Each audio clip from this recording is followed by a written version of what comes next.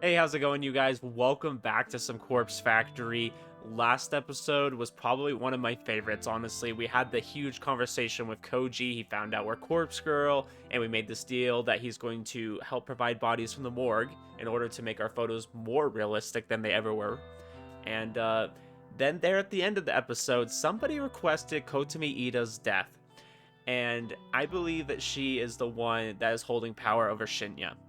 And so it was very interesting to me. My immediate thought was Tomoe, and I said that, but then right after I was like, maybe it was Shinya who requested it, because I don't know if it could have been Tomoe. But we'll see. It was right after work, y'all pointed that out, so it was entirely possible that I don't know who it would be. We'll have to see. But anyways, let's go ahead and continue on here. What's with that look? Got something up your ass? And then there's Tomoe. Thanks. That's a great way to start a conversation. Come on, just follow me. I grabbed Tomoe's wrist and guided her away from the labyrinth of desks and into the elevator waiting patiently for us. Not going to talk to her about somebody requesting Kotomi's death, is she? We emerged from the double doors in the lobby. This place is quiet and nearly empty. It offers significantly more privacy than the crowded 14th floor. God, your fingers are bony. You're pinching me. Sorry. Sorry. I can't help it. I'm just a skinny person, okay? Let go of her wrist and she rubs it gingerly against her clothes. Anyway, what's up? Hesitate for a moment even though I ran through this scenario in my head during the train ride, still anxious about playing it out now. But the situation involves Tomoe either directly or indirectly as my friend she needs to know. I think Corpse Girl is going to target Kotomi Ida. How do you say that without saying you're a Corpse Girl? Like, how would you know what her motives are? Okay? I'm trying to understand that. Did you get one of them photos? Reaction is fairly indifferent. I thought after being involved in Suramaki's death, this news would have had more of an impact on her. Well, no, I don't think so, but How do you know then? that's hard to explain. Just bear with me. Yeah, it's just like, I'm Corpse Girl, and it's really hard to explain. I mean, no, I'm not Corpse Girl. What do you mean? Kotomi and Shinya had a falling out.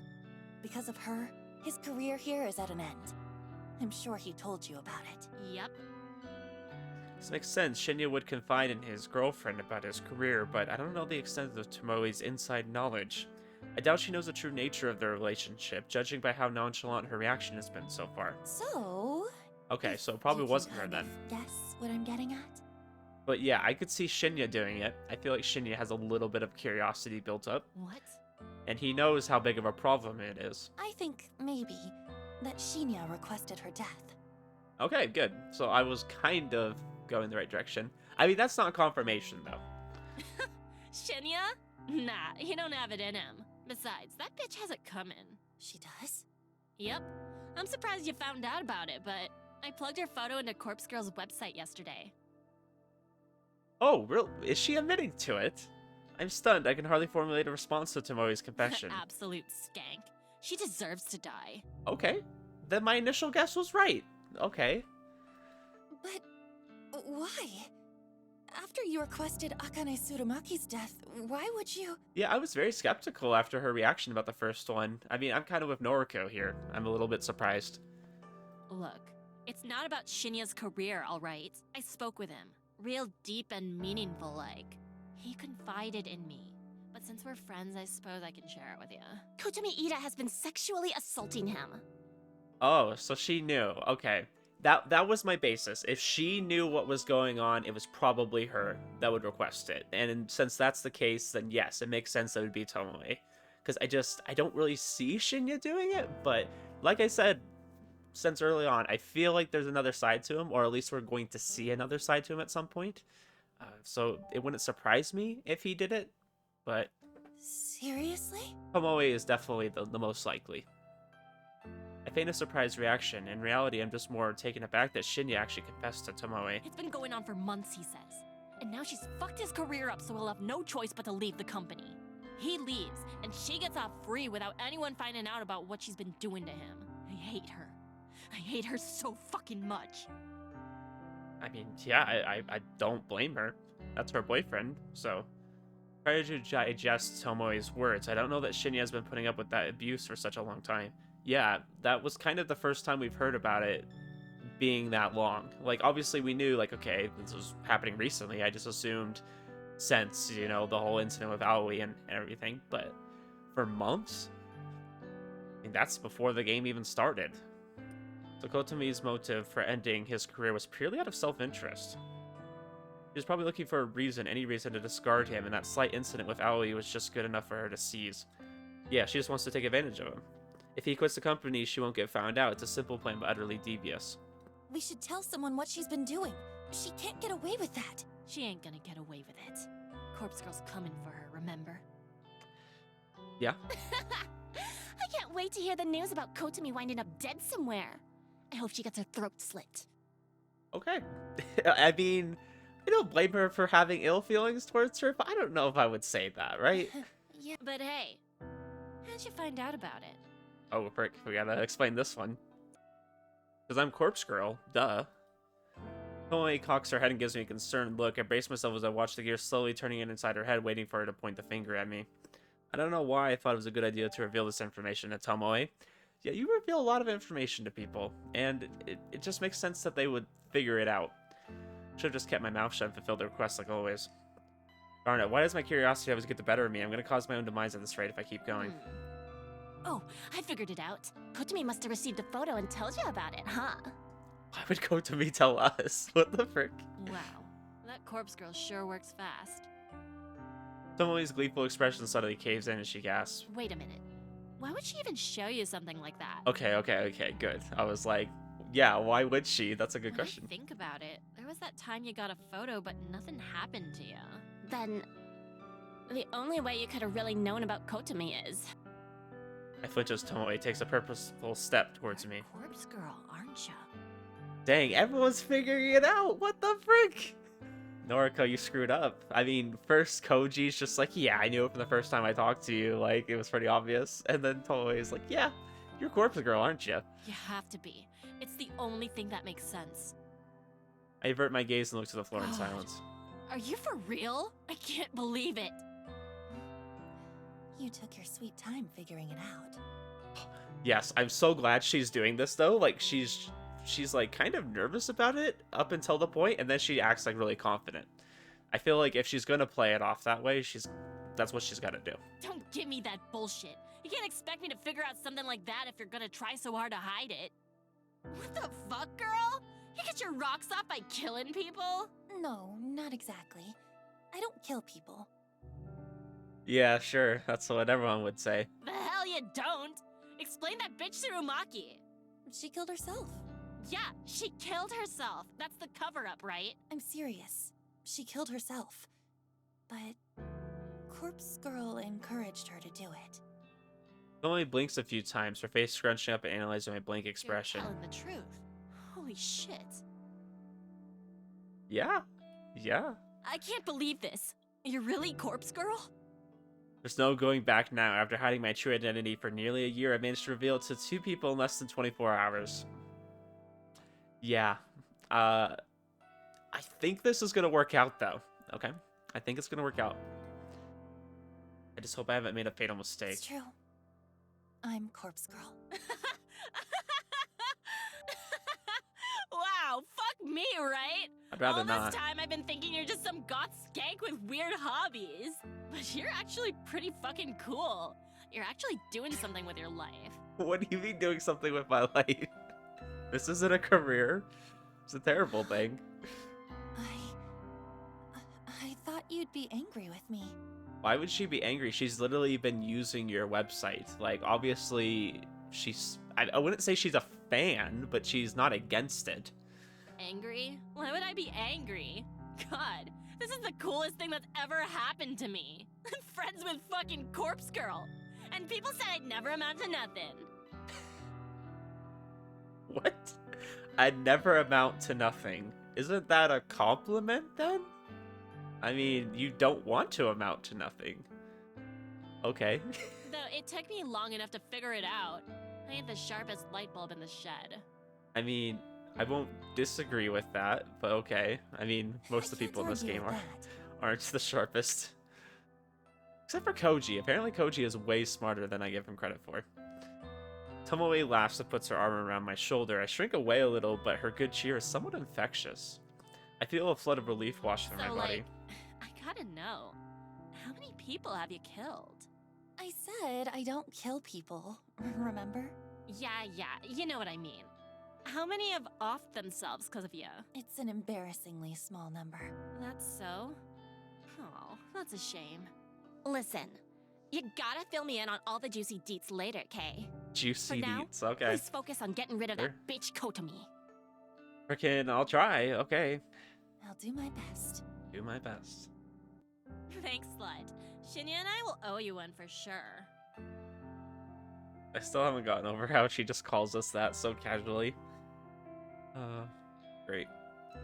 Tomoe swings around and looks towards the elevator. She turns back and gives me a thumbs up gesture. This convo never happened. Got it? Alright. That's my line. You can't tell anyone about me and Corpse Girl. I like how she always says that like they're two different people. I'm like, no, y'all are exactly the same. But she's really trying to distinguish them being two separate people. Please, who would I tell? Shinya. Well, the police, for starters? I mean, I wouldn't even go that far. Just if she tells Shinya, that complicates things a little bit. I feel like he has more of a sense of justice. Or else he would have like reported the sexual harassment a while ago. Fuck him. I ain't a squealer. I'm on your side, Corpse Girl. Relax. Anyway, peace.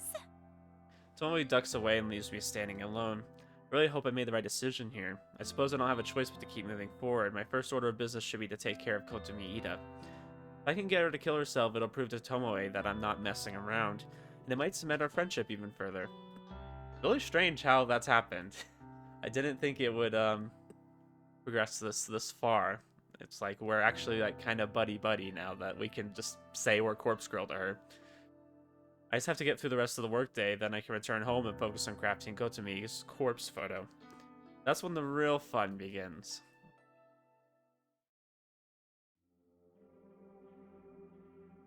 I reach into the drawer and clutch a cheap plastic burner phone between my fingers. Crafting the photo of Kotomi Ida is done, all I need now is to send it. I thought about waiting until tomorrow, but I already put off making the photo for a day, so I'll make my move tonight. During editing, I timestamped the photo with tomorrow's date, 10:46 a.m. It doesn't leave much time if Kotomi receives the photo tonight, but I'm confident that the plan will be effective. Kotomi will look at the photo tonight, she'll either freak out and end it all immediately, or after a sleepless night of anxiety, she'll pull the trigger, figuratively speaking, instead of going to the office this morning. I could cross my finger and hope that by divine intervention someone else will take her life, but based on my more recent failures, I don't think that's likely anymore. If anyone else was involved in the deaths of Corpse Girl's victims, I don't think they're still around. Why else would my last few attempts have failed? No, my best bet is to urge Kotomi to simply kill herself. Convincing enough corpse photo might be enough to lure her to death. When I turn on the burner phone, I'm happy to see the battery is still charged. I load up the phone number masking app, enter my trademark digits, and then shoot the photo into the network. If Kotomi is a screen addict like the rest of society, she'll be freaking out in about 10 seconds. Since this victim is going to have a quick turnaround time, I'll take the burner to the back shed tonight to store it, and I'll ditch it on the way to the office tomorrow. I'm not expecting a reply within such a narrow time frame, so there's no need to hold on the phone for 24 hours, like I normally do. Clutching the phone with one hand, I grab my keys from the kitchen bench with the other. With one hand, I step towards the front door. The phone in my hand vibrates violently, and I nearly drop it in terror. What the? Did she actually reply? Or is it saying that phone number doesn't work? Not thinking, I unlock the phone and open the message. It's a reply from Kotomi Ida. Oh, you think this is funny? I know who you are. Interesting. I'll report you to the police. Oh my god. Oh, this is gonna get her off. She's gonna love this. She actually replied for the first time since Corpse Girl started her grand work of actually see the reply from the victim. Even though I used the number mask, there's actually nothing stopping someone from directly replying to the message. A reply would still get through the network and back to the burner phone SIM card. The number mask is simply a stealth tactic, disabling the ability to view with the phone number actually. It doesn't prevent replies. I discard the burner phones anyways as an extra layer of security, not to mention a bit of a calling card. Judging by Kotomi's response, I assume we have a fighter on our hands. She's not going to give in easily. Her threat about reporting me to the police is a bluff. I'm confident that she couldn't possibly know my identity. I've been waiting for this. I've waited so long for someone to reply. I can finally put my contingency plan into practice. I've been holding out for this moment. I feel a wicked grin split my face in two, and I mash my fingers against the screen as I compose a venomous reply. Oh. I don't know how this is going to go, though. If she replies, how is that going to work? I feel like that lessens the effect. I feel like it's more chilling when she just sends a photo and then just radio silence. So it leaves that mystery to it. It's like if you... It's more scary when you don't know who's buying the phone, when you have no idea. Like, you just know Corpse Girl. Like, you don't know anything more than that. But that's just my opinion. You like that photo, that's you in about 12 hours unless you follow my instructions. The message sends in an instant, and I eagerly await the next reply. I'm not left waiting for long. Kotomi's response comes through within seconds. Her attitude has completely changed. Please, I'll do anything. What do you want? I called your bluff, you piece of shit. Oh no, Noriko, don't say anything. Now you'll do what I tell you to. No. I feel like she's gonna say something about like Shinya and all that, and it's like that's gonna get you caught. Like, don't do that. I enter my instructions clearly and concisely.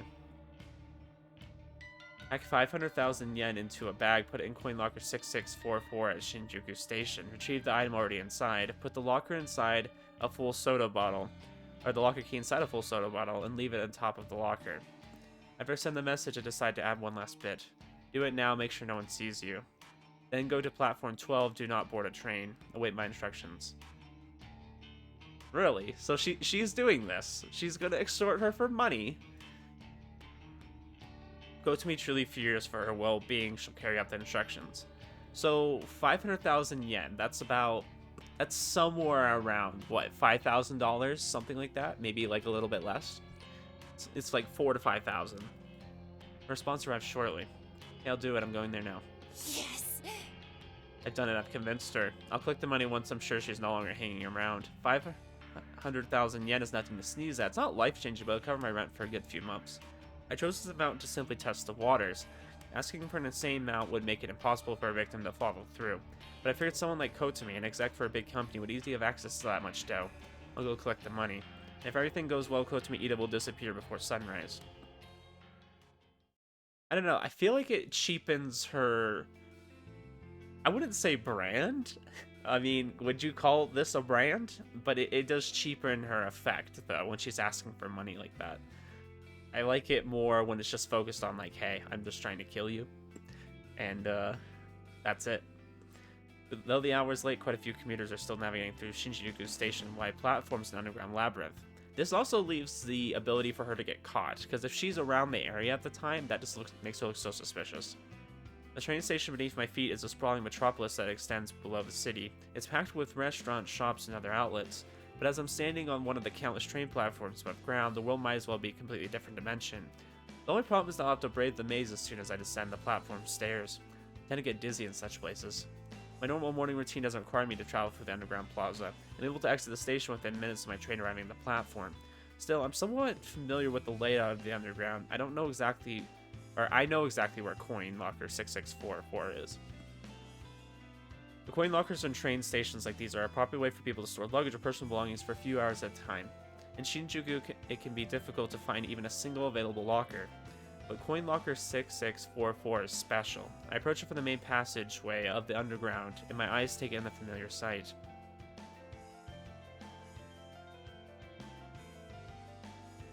Wow, that's a really beat up locker. Locker 6644 sits in the middle row, nestled between countless other lockers. Across its door is a thick coat of graffiti, colorful curse words sprayed on with the thick paint adorn the locker. The graffiti is such an eyesore that it acts as a deterrent to anyone who might want to store their belongings.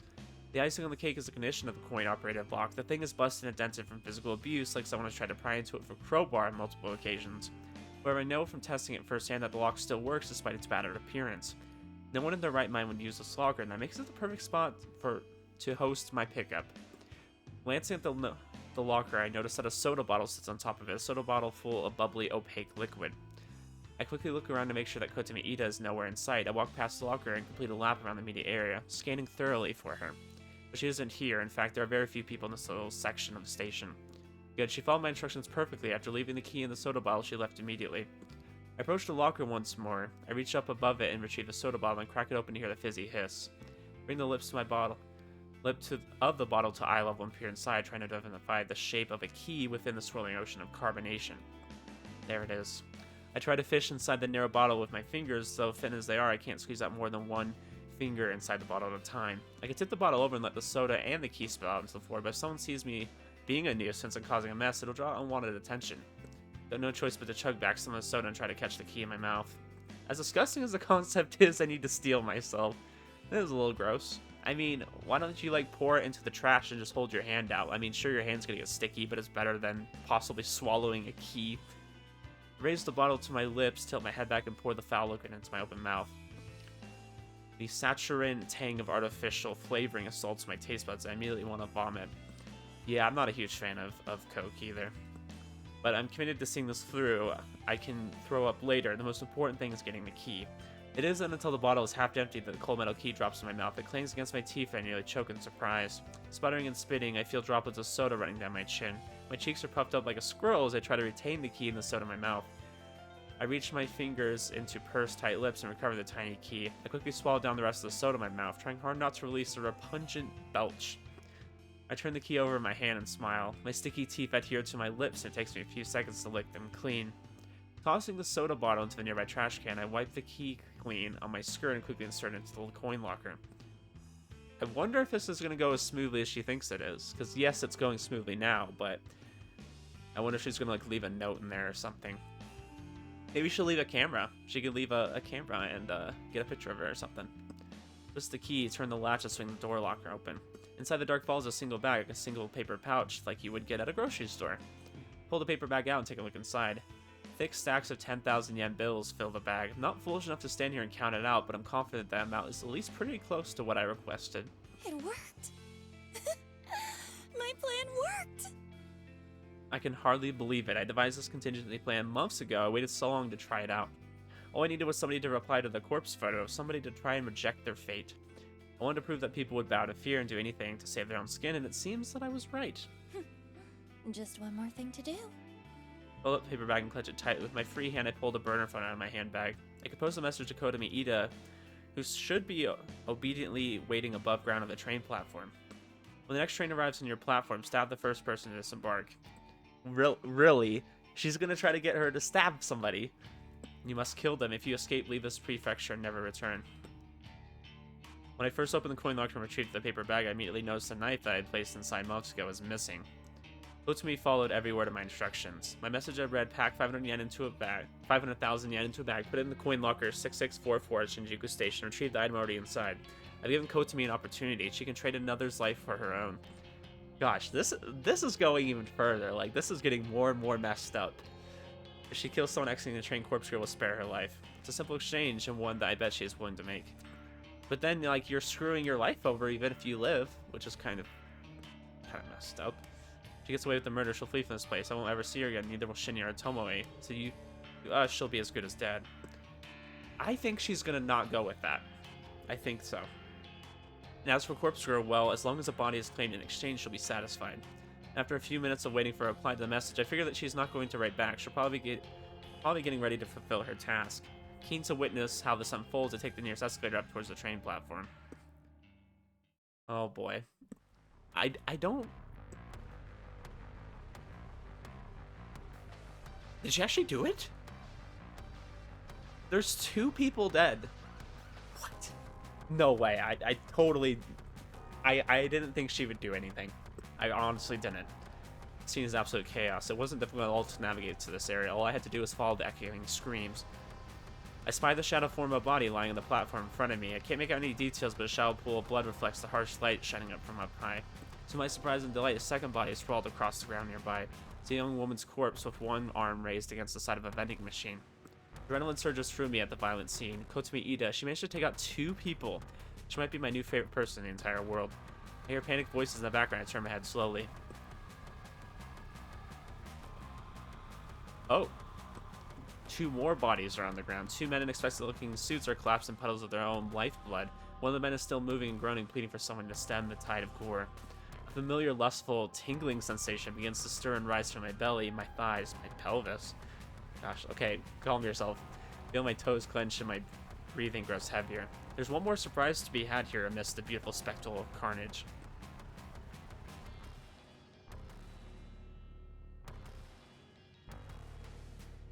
Wow. Okay.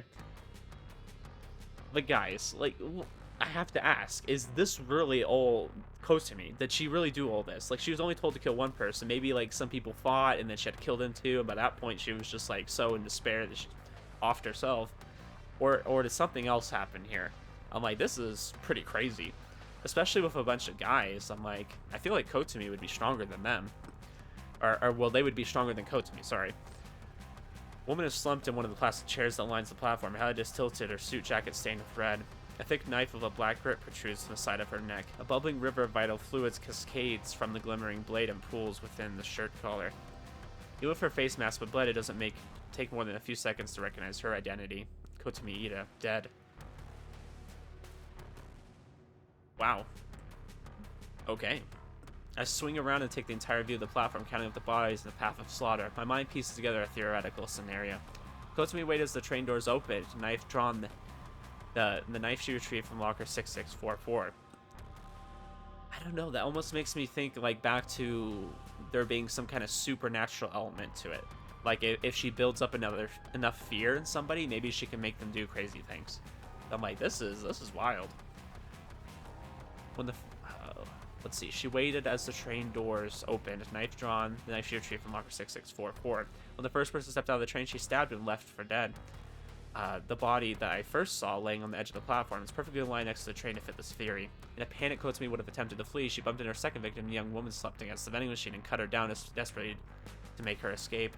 Judging by the wound on Kotomi's own body, I would assume that two businessmen lying face down tried to apprehend her. They must have sustained fatal wounds before finally managing to wrest the knife away and plunge it into Kotomi's neck. Those are speculation, but I'm fairly confident that's how this whole event played out. It's probably over in less than 60 seconds, and I couldn't have worked out better for me. I never dared hope that Kotomi would meet her end once this plan had been set into motion. I would have been satisfied with her simply skipping town. I feel my legs weakening under my weight, and I'm afraid I might buckle any second. The waves of radiating heat spread through my body are causing me to tremble and shake. So much blood, it's everywhere. I've seen it countless photos, and I thought I'd become desensitized to it. Maybe I was wrong. Seeing blood in real life is completely different. I feel faint and pale and excited and aroused. I knew it. I knew she was just gonna get way off to this. Oh boy. I need to get out of here before the police arrive. More importantly, I need to get away before I collapse in a sweaty heap of lust and pleasure. I turn on my heel and sprint down the rising escalator as fast as my quivering legs will permit. Oh my gosh. Well, that's not how I expected that to go at all. Nope, not at all, and that was crazy. Pardon me, my chair keeps inflating. Another morning fueled by coffee. Once again, I didn't manage to get much sleep last night. I want to say it's not my fault, but I know that's not entirely true. This grisly visage of all those slain people on the train platform was burned into my mind's eye. Every time I started to drift off to sleep, a splash of blood or a fleck of glory would appear in my thoughts, and I would snap awake again. And the sight of Kotomi Ida with a knife sticking out of her neck made me shiver more than a few times. Nevertheless, I'm here now at the office, as usual. Witnessing violence on that level in person was a different experience than I hadn't expected it to be. However, it has helped steel my resolve. I'll need to desensitize myself to that kind of carnage if I'm going to continue with Corpse Girl's ambitions. I set down the second empty can of coffee at my desk and leaned back in my chair. I catch a glimpse of Tomoe tapping away on her keyboard, completely oblivious to what happened last night. There was a news broadcast regarding the event, of course, but the finer details of what occurred had been kept under wraps. Probably take the police and the media a little bit more time to get the story straight. It's not often that a mass killing spree takes over the news, and whether or not the identities of those involved will be revealed is beyond me. For now, I'll assume that Tomoe is in the dark about the event. I don't take her as the kind of girl to be up to date on current events. Even if she did hear about the stabbing, she couldn't possibly know that Kotomi was the culprit. She'll probably fill her in later, though. She'll want to know that Corpse Girl claimed her victim, even if it was a kind of a roundabout way. So my concern here, though, is people are going to see that she went to this locker, claimed a bag and stuff that Kotomi had went to. And if it's a train station, I would imagine there's a lot of security there, in the sense that there's a lot of cameras. Is this going to backfire on her? I just feel like, realistically, it would. because like this situation's already like gone way over her head. It's already gone way better than, you know, that she thought it was going to in her eyes. And I'm just worried that there's going to be something linking her to this, because I mean, she was there. I'm assuming she didn't really cover up herself too much, but yeah, I just don't know. And they're gonna see the text on Kotomi's phone telling her to do this, so that, I mean, they're gonna start looking for her now, is what I'm assuming. I mean, this is too big for them not to investigate. I'm guessing that detective that came and grilled us at the mall, I'm guessing he'll be involved in the case, and he's gonna try to link it to us, because he already knows us too. So we'll see how this goes down. Very curious. Stretch my arms above my head and let out a small sigh. I proceed to crack open a third can of coffee before getting back to work. Ah, yes. Just casually drinking some coffee after watching a mass murder. Shit, yeah. I wanted to speak to you anyway. Oh, okay. Well, you go first. For sure. Well, I wanted to thank you for killing Kotomi Ida. I don't know how you did it, but thanks. Huh? How did you know she died? Oh, come on. She didn't come in today, right? And there was that brutal stabbing incident over at the station last night. It's also going to look bad because Kotomi is the second executive. I'm assuming Tsurumaki was kind of on a similar level. I don't know like how close they were in like ranking, I guess. But they would have known each other. So I feel like it's kind of strange that two people at that level have died, especially to weird circumstances. It don't take a genius to put 3 and 3 together. That shit went down so close to here, where we spend so much of our time. Chances were good that it affects someone you know. Shaking my head at her logic, the city is home to more people than you could count. I don't know how she came to that conclusion, but the fact that she's actually correct just blows my mind. Well, yeah. It's like using the wrong math formula and still getting the right result. I'm thankful. Like, how does that work? For serious. And Corpse Girl really did me and Shinya solid. If there's ever anything you need, like, no matter how dirty, then count me in. Are we talking dirty as in like illegal, or dirty in like another way? Thanks. I'll keep that in mind. Sure. So, like, what'd you want to say to me? Oh, I was going to tell you that Kotomi is dead. Beat you to it, skank! I'm glad you're so excited about that, Tomoe. Thanks. But I got a question or two. How'd you get someone to go on a killing spree and take Kotomi out along with the others? I mean, it wasn't you going around stabbing people, was it? No, of course not. Oh? Yeah, I mean, that's kind of Corpse Girl saying she doesn't get her hands dirty. It kind of happened outside my control. Yeah, you could say that. I sent Kotomi a photo of her corpse, just like Corpse Girl's standard mode of operation, and I gave her the instructions to kill someone, if she didn't want the circumstances of the photo to come true. Holy shit. She kinda ran with it, I guess. Seems like she took out 4 people before someone fought back and stabbed her. I think I'm in love with her, to be honest. You weird slut! That's horrible! Yeah. Yeah, okay. Yeah, I agree with that. What can I say? She went above and beyond. Gosh, y'all are terrible people, though. You're just delighting in this. Like, look at that. They're both so freaking happy about it. So terrible. Still, thanks. Really. Shinya will be stoked. That's okay. Just doing Corpse Girl's job. Where is Shinya, anyway? Oh, he was in earlier. Went home a bit early because he wasn't feeling well. Think it was just because he was dreading running into Kotomi, but... I don't know. He might know about it. Well, Might he'll have heard sort what himself happened. out soon enough.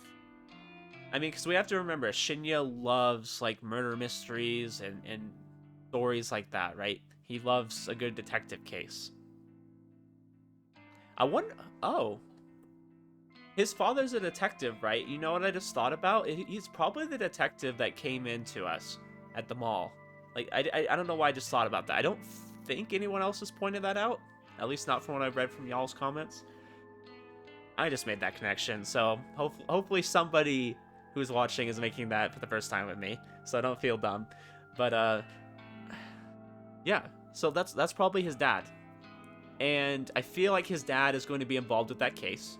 And so maybe he knows about it through his dad. And maybe that's why he went home early. Maybe he found out. You know, Noriko, you've changed a lot. I have? Totes. I mean, I know you act different around me now that we're friends, but it's more than that. You look, I don't know, kind of better?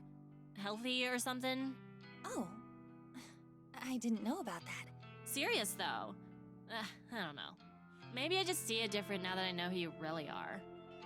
Yeah, well, you know, killing people and delighting in that really helps with your complexion, right?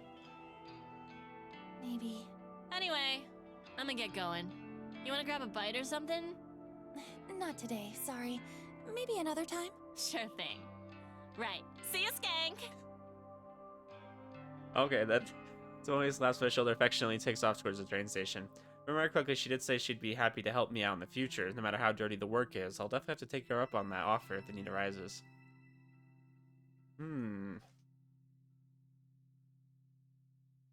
So I did say I feel like we're gonna have a team, right? Like I feel like I mentioned in that last episode. I wonder if Tomoe is gonna become a part of the team. So we got a corpse factory going, right? We're gonna need a few people for this. Like there's no way. Like we're gonna have to have a small team of people. I'm just wondering, who else would we have in there? Aoi? Like, I don't know. Or, I don't think Shinya would help us out with that. I feel like that's very against Shinya's values. So I could see Tomoe. We need someone probably to do makeup, right? We did talk about that before. I feel like Noriko knows how to do makeup, but maybe that's not what she feels like her expertise is. Maybe she'll do that, maybe not. But I could see Tomoe doing it. I feel like Tomoe is kind of somebody who likes to like dress up people and do makeup and things like that. So maybe she'll help us out with that. We'll see. Another interesting thought crosses my mind. Tomoe seemed kind of surprised I managed to manipulate Kotomi into going on a killing spree. To be honest, I'm also amazed I managed to pull that off. Which gets me thinking, would it be possible to manipulate more people in the future? Oh yeah, this is going straight to her head. She's like, if I could do that again. After all, it came out of last night's ordeal with 500,000 yen in cash and a bunch of bodies claimed in Corpse Girl's name. I just don't see that going well. I really don't. Like I said, I think there's probably cameras or things like that. They're going to start linking somebody to this because they're going to start saying, this is a little unusual. She had no motive for going and doing that. You know, she was an executive. She had a nice job. They're going to look into her past and say, okay, there's nothing really going on here that would have caused her to do something like this. It's going to start coming back around to her. It's a fascinating prospect. There might be something to this. If I can successfully pull the right strings, Corpse Girl's ultimate ambition might be fulfilled sooner than I thought. I continue to dwell on the unlimited possibilities as I make my way to the station. Standing on the train platform, thankfully not the same one from last night, which has been temporarily closed, I stare into space, completely lost in thought. I start to wonder how Kojiro is getting on with finding us a suitable location. As I fantasize about having an abandoned warehouse or factory to call our own, my phone cries out desperately for attention. I retrieve it from my handbag and glance at the screen. Kojiro is requesting a noise voice chat. I absentmindedly wonder if he read my mind and knew I was thinking about him as I answered the call.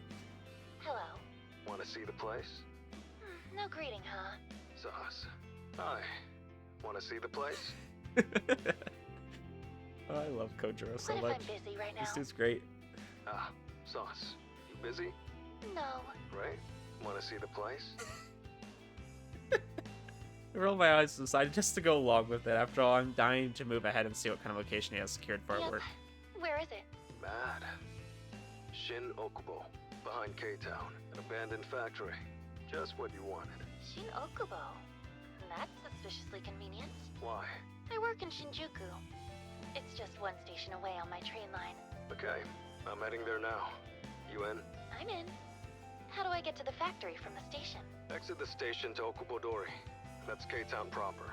I'll message you the full address. Okay, got it. Just head through Koreatown. I'll be there soon. Mad. Bye. Nah. Kojiro ends the call and I immediately receive a message with the factory's address. Seems easy enough to get to. I feel a bit nervous about going there. It's a new place and it's located in a town I don't normally travel to. But for some reason I feel energetic. I actually feel enthused about it. Maybe it's because I haven't been hidden away at home all day. I've been at work among other people. Perhaps that helps me acclimate to the concept of going somewhere new. And the chances of someone sneaking up behind me and strangling me in broad daylight are pretty slim, I think. I mean, having a massive murder on the train station is very slim too, but look at that, it happened. I put my phone away, the train pulls up to the platform. The same train that was going to take me home will take me to Shin Okubo, the very next stop from here. I'm a little wary of how convenient this is turning out to be. Could Kojiro be luring me into a trap, but I don't know. I think he generally wants to be involved with Corpse Girl's work. Yeah, I think so too. I board the train and stand by the doors ready to disembark at the next station.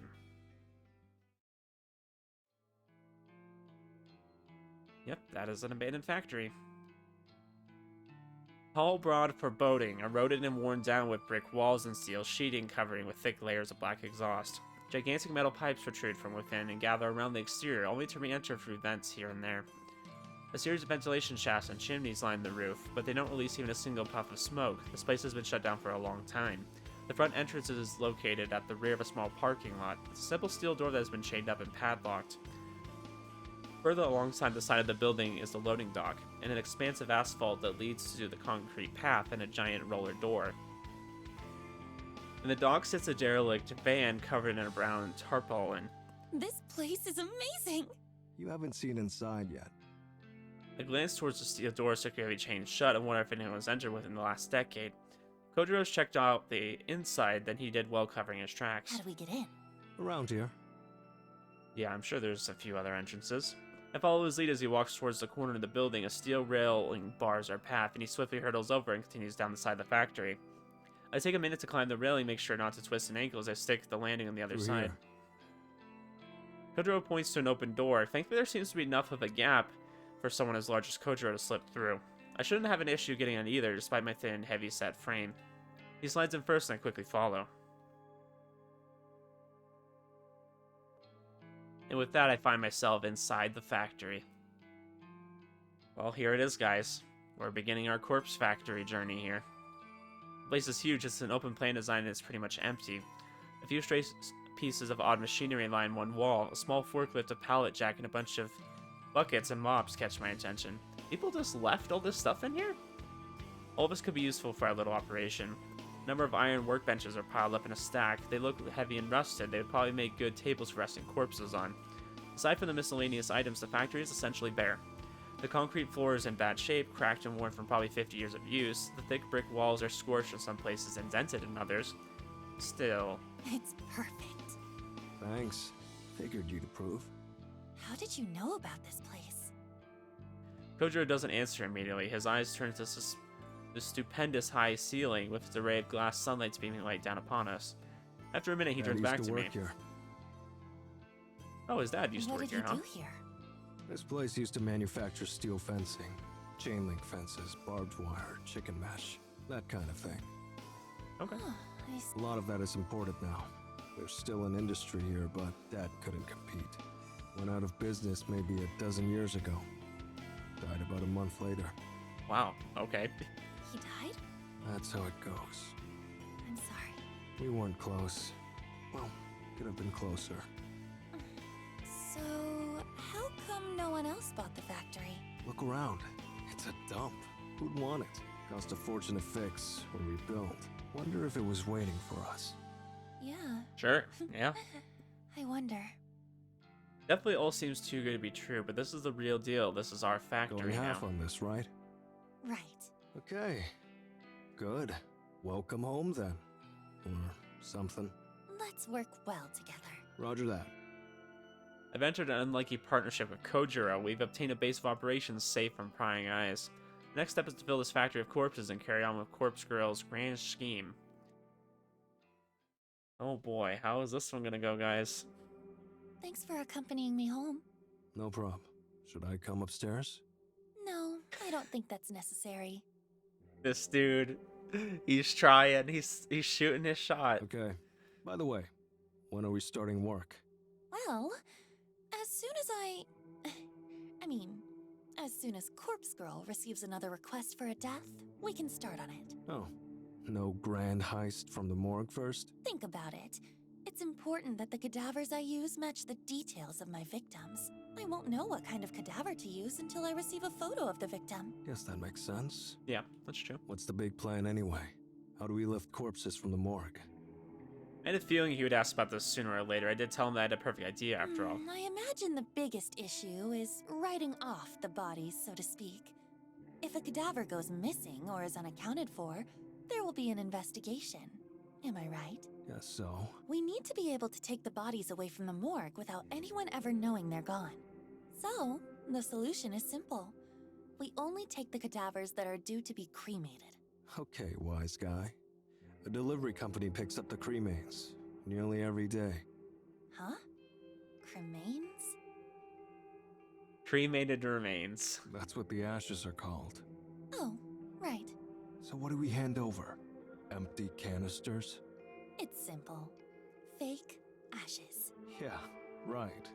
Fake ashes. Like I just have those lying around. Kojiro stops mid-sentence and stares at me. Huh. Might be onto something. Don't tell me you do have those lying around. Of course he does. Not fake ashes. Real cremains. Bodies are cremated every day.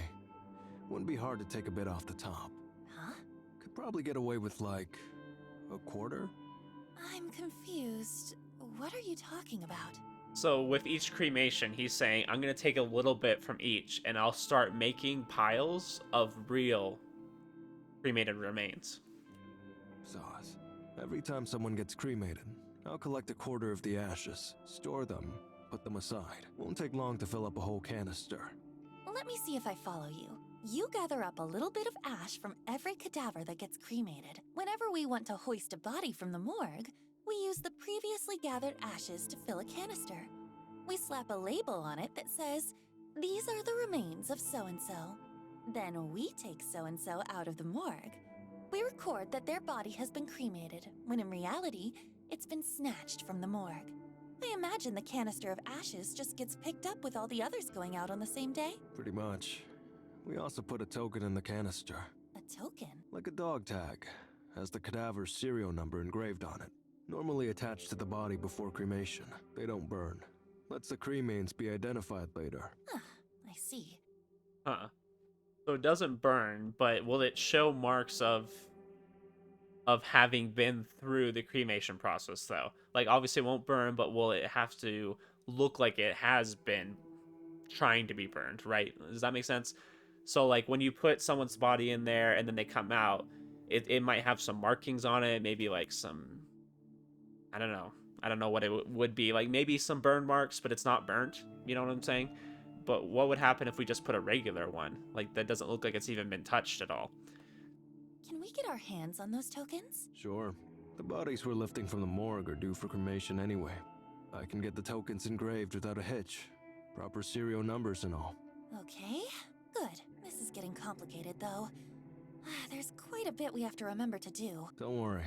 I'll take you through it when we need to.